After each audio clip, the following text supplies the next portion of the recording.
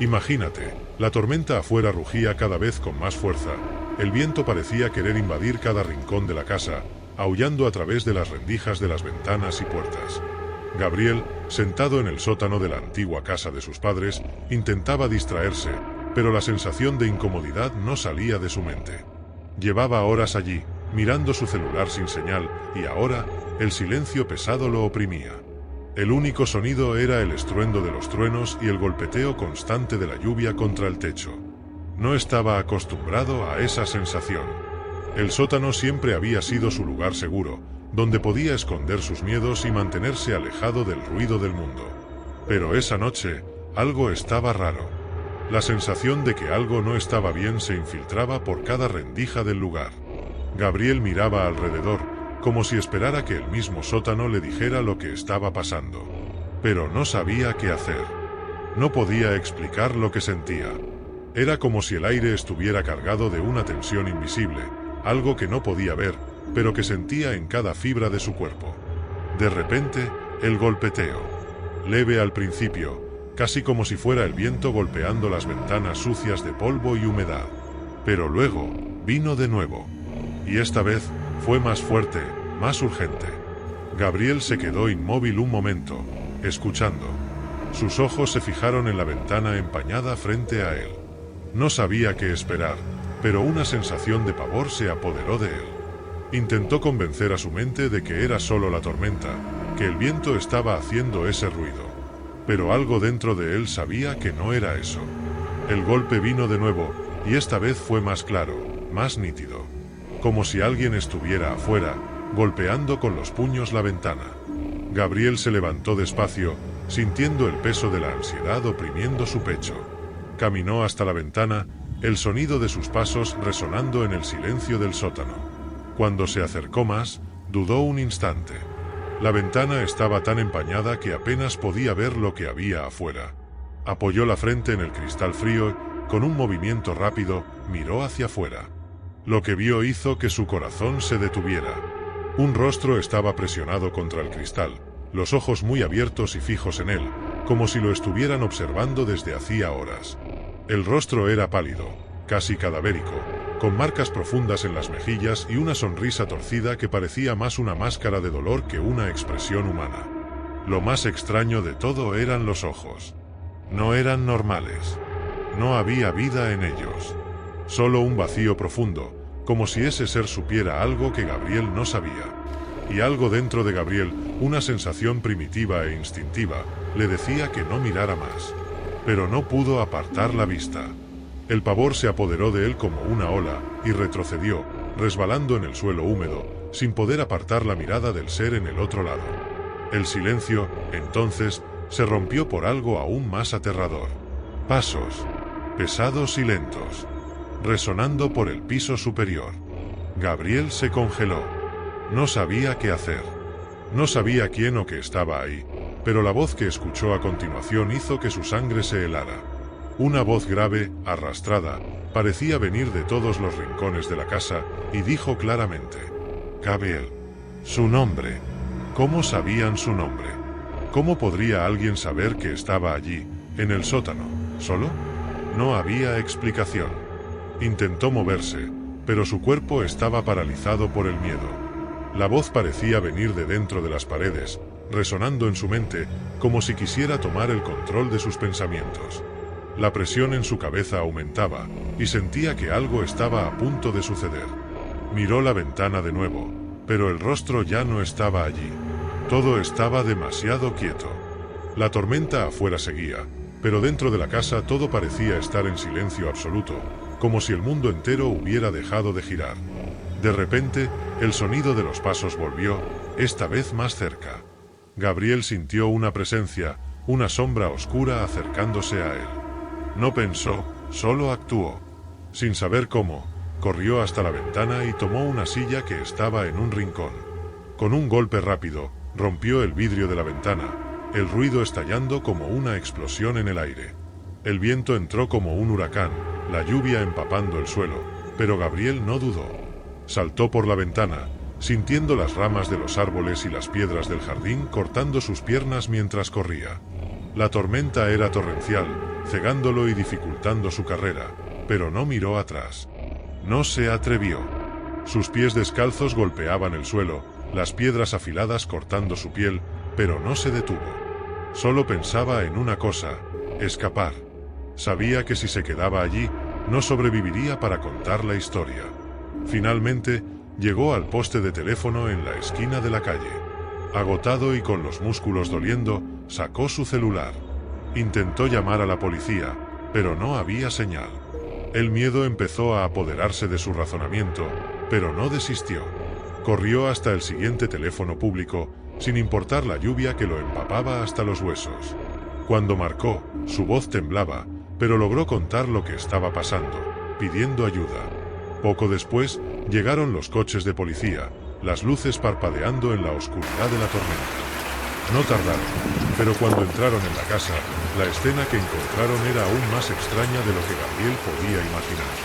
La puerta estaba abierta, los muebles volteados, pero lo que los policías no podían entender era que no había señales de un robo. Ninguna ventana rota, ningún cristal astillado. Los cables de electricidad habían sido cortados de una manera tan precisa, tan quirúrgica, que parecía el trabajo de alguien que sabía exactamente lo que estaba haciendo. No había rastros de quién o que había invadido la casa. Gabriel se quedó allí, frente a la casa, viendo a los policías inspeccionar la escena, pero ya no se sentía seguro. El vacío del rostro en la ventana seguía en su mente, y la sensación de que algo mucho más oscuro estaba detrás de esa noche no lo dejaba en paz. Quería respuestas, pero sentía que, cuanto más buscaba, más se hundía en un agujero sin fondo. Mientras los policías revisaban el lugar, Gabriel se alejó un poco. Ya no podía mirar más hacia la casa. Ese lugar, que antes había sido su refugio, ahora parecía un laberinto de misterios y pesadillas. Y, aunque las luces de la policía iluminaron toda la casa, él sintió, en el fondo, que esto no había terminado. Algo estaba al acecho, esperando el momento adecuado para revelarse. Y Gabriel, con la sensación de que su vida nunca sería la misma, sabía que eso era solo el principio. Espero que te haya gustado la historia, porque la segunda historia es aún más escalofriante. Solo no olvides revisar si ya estás suscrito al canal para no perderte ninguna historia terrorífica. La noche estaba extrañamente silenciosa, como si el propio mundo estuviera conteniendo la respiración. Rodrigo, el guardia de seguridad, caminaba por los largos pasillos del almacén, con su linterna iluminando las sombras, que parecían devorar cada rincón oscuro del lugar. El almacén era una construcción antigua, con paredes de concreto y techos bajos, casi como un laberinto de pasillos estrechos y estanterías de metal oxidado. Era el tipo de lugar que nunca parecía realmente vivo, una máquina de metal y cemento sin alma. Y Rodrigo, en medio de todo eso, era el único ser humano por kilómetros. Le gustaba esa soledad. La calma de la noche traía consigo una sensación de control. No había nadie que lo molestara ni le hiciera preguntas. Sin embargo, esa noche algo parecía diferente. El frío era un poco más intenso, la oscuridad un poco más espesa.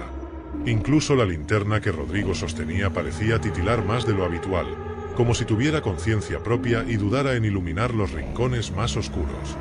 Rodrigo intentó apartar esa sensación, pero no lo logró.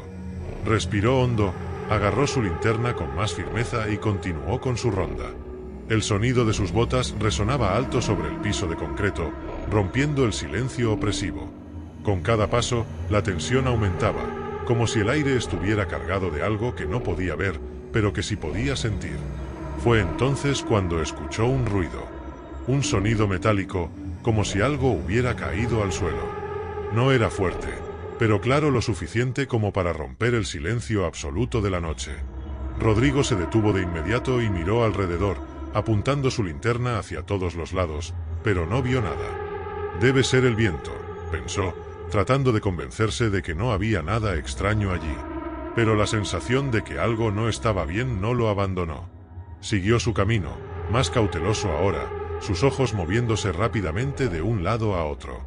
Las sombras eran más profundas, más largas, y no podía librarse de la impresión de que las estanterías de metal se movían, se curvaban hacia él, como si intentaran alcanzarlo. Y entonces, las vio. Un rastro de huellas. Mojadas. Las huellas eran visibles sobre el suelo de concreto, como si alguien hubiera caminado allí hacía poco tiempo. Pero el almacén estaba seco. No había ninguna fuente de agua por allí, nada que pudiera justificar esas marcas. Y, aún más extraño, las huellas parecían ir y venir, como si algo hubiera circulado por allí varias veces. Rodrigo se agachó, tratando de ver mejor, y sintió un escalofrío recorrer su columna vertebral al notar que las marcas eran de botas, pero algo estaba mal. Estaban mojadas, como si la persona hubiera salido de algún lugar húmedo. Tragó saliva, y el aire alrededor parecía volverse aún más denso, más sofocante. La sensación de que ya no estaba solo se intensificó, como si alguien estuviera allí, observándolo, esperando el momento adecuado para actuar. Su pecho se apretó y su respiración se volvió más difícil. Ya no quedaban dudas, algo no estaba bien. Y no solo por el ruido o las huellas. Era la atmósfera que lo rodeaba. Algo en ese lugar estaba esperando revelarse, como una sombra que se oculta en la oscuridad. Rodrigo siguió el rastro de huellas, moviéndose despacio, con cautela. Sentía los músculos tensos, el corazón latiendo con fuerza en su pecho. La linterna en su mano temblaba ligeramente, iluminando solo lo suficiente para que pudiera ver un poco más adelante. Las sombras parecían bailar en las paredes, como si estuvieran vivas, jugándole una broma, desafiándolo a seguir adelante. De repente, lo escuchó. Un susurro. Casi imperceptible, pero suficiente para hacer que el cabello de su nuca se erizara. SSSHHH. Era una voz débil, rasposa, que parecía venir de algún lugar más allá de la oscuridad. Rodrigo se detuvo, sus ojos se agrandaron y su mano apretó aún más la linterna. Miró hacia todos lados, intentando ver de dónde venía el sonido, pero no vio nada. El lugar estaba vacío. Pero él sabía que no estaba solo. El miedo comenzó a invadir su cuerpo, y una voz interna le decía que saliera de allí, que corriera hacia la seguridad de la cabina de vigilancia y llamara a la policía. Pero algo lo detenía. Tal vez fuera la curiosidad. Tal vez fuera el hecho de que ya estaba tan cerca de la verdad que retroceder ahora sería imposible. No podía simplemente ignorarlo. Y entonces, los vio. Dos figuras, cubiertas por las sombras. Estaban allí, casi inmóviles, como si estuvieran esperando. Una de ellas sostenía un pie de cabra, el brillo del metal reflejándose en la débil luz de la linterna. La otra permanecía quieta, observando. El corazón de Rodrigo se aceleró. Apenas tuvo tiempo de reaccionar. La adrenalina invadió su cuerpo y rápidamente giró, corriendo en dirección contraria, sus pies golpeando el concreto mientras el sonido de las huellas de los intrusos se mezclaba con los de sus propios pasos. No se atrevió a mirar atrás. El miedo era tan grande que sintió como si lo estuvieran persiguiendo, como si algo invisible estuviera decidido a alcanzarlo. Rodrigo corrió hasta la puerta de salida, respirando con dificultad y con el corazón desbocado. Cuando finalmente llegó al exterior, escondido tras una pila de cajas, respiró pesadamente. Con las manos temblorosas, tomó el radio y llamó a la policía. «Por favor, vengan rápido. Están en el almacén. Los vi a ellos». Su voz estaba llena de pánico, pero la comunicación era clara. Cuando los policías llegaron, sin embargo, el almacén estaba otra vez en completo silencio. No había señales de lucha, ni huellas, ni indicios de que los intrusos hubieran estado allí. El almacén parecía más vacío que nunca. Los policías lo miraron con una mezcla de confusión y escepticismo. No había pruebas, nada que pudiera confirmar la historia de Rodrigo. Cuando el jefe de seguridad llegó, no tuvo palabras de consuelo para el guardia. Al contrario. «Rodrigo, hiciste un espectáculo innecesario. No hay nada aquí. Solo te has asustado por el silencio. Eso es todo», dijo el jefe, mirándolo con desaprobación. Rodrigo intentó protestar, tratando de explicar lo que había visto, lo que había oído, pero el jefe no quería escuchar. Para él, solo fue un error de juicio, una imaginación influenciada por el silencio y la soledad. Pero, aunque nadie le creyó, Rodrigo sabía la verdad. Sabía lo que había visto, lo que había sentido. Las huellas, el susurro, la tensión en el aire, no estaba loco. Algo estaba allí. Algo había estado allí, en ese almacén. Y ese algo no estaba dispuesto a desaparecer tan fácilmente. Incluso después de todo lo sucedido, la duda seguía persiguiéndolo. Ya no podía pasar junto al almacén sin sentir un escalofrío en la espina dorsal.